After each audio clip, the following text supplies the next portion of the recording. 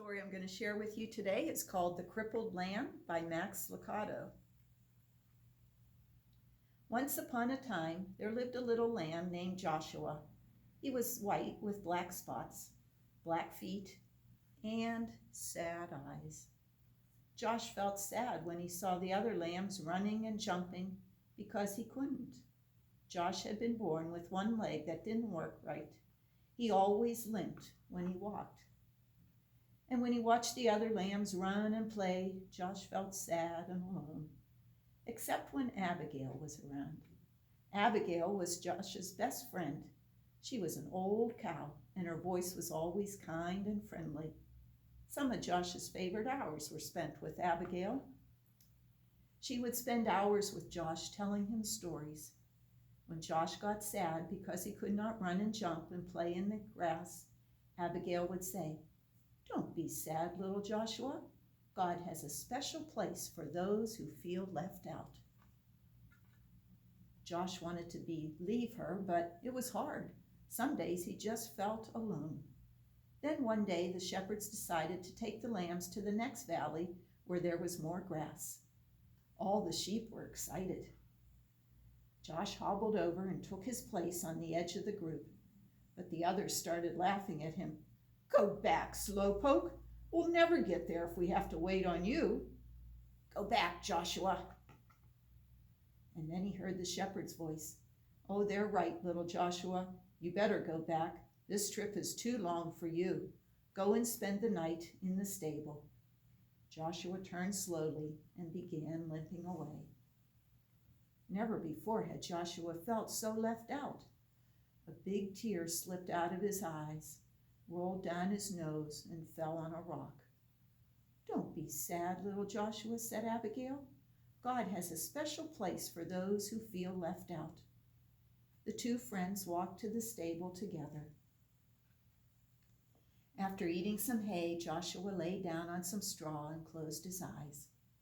Abigail came and rested beside him. Josh was glad to have Abigail as a friend. Soon Josh was asleep. He dreamed of running and jumping just like the other sheep. He dreamed of being in a place where he never felt left out. Suddenly, strange noises woke him up.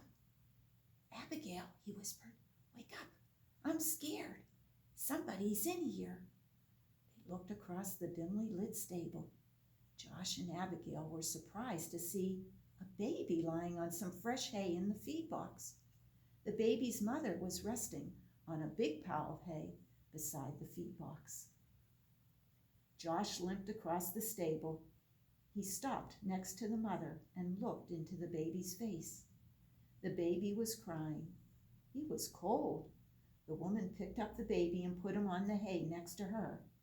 Josh looked around for something to keep the baby warm. Then Josh remembered his own soft, warm wool. Timidly, he walked over and curled up close to the baby. "Thank you, little lamb," the baby's mother said softly. Soon the little child stopped crying. About that time, a man entered the stable carrying some rags to cover the baby. "Look, Joseph, this little lamb has kept the new king warm." A king? Joshua wondered who the baby might be. "The baby's name is Jesus. He is God's son. He came from heaven to teach us about God," the mother said. Just then, there was another noise at the door. It was the shepherds, the ones who had left Joshua behind. "We saw a bright light and heard the angels," they began. And then they saw Joshua next to the baby. "Joshua, do you know who this baby is?" The young mother smiled. "God has heard your prayer, little lamb. The baby is the answer."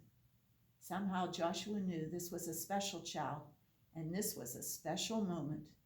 He also understood why he had been born with a crippled leg.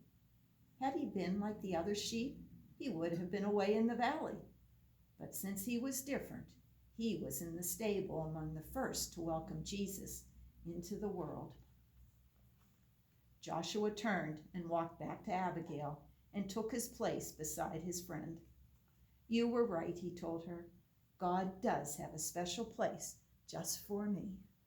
And God has a special place for each of you, too, in this world. So have a nice day.